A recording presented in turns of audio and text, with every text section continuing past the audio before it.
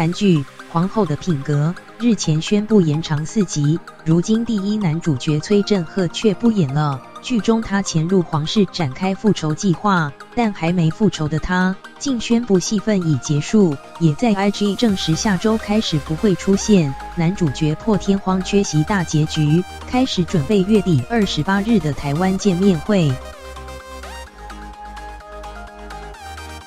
男主角崔振赫在韩剧《皇后的品格》第47集终于翻身成皇室检察官，准备追坏人。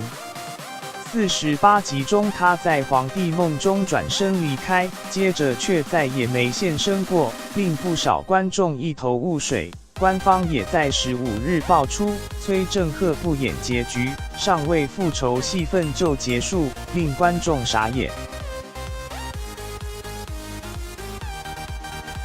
崔振赫发文证实，将不会出现在下周的剧集中，感谢抽出时间收看的观众。皇后的品格原定48集完结，突然宣布延长4集，而崔振赫公司在接拍时就已和剧组沟通，月底安排了台湾见面会，只能演到48集。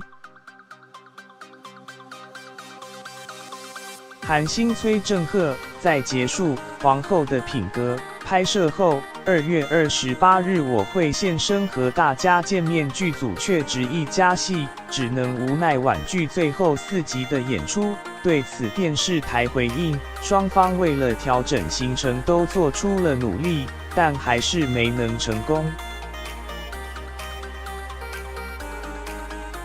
而另一部男神的新剧则大展新进度。李钟硕在《罗曼史是别册》附录终于直球进攻，抓着李奈硬的手放在胸前，霸气告白。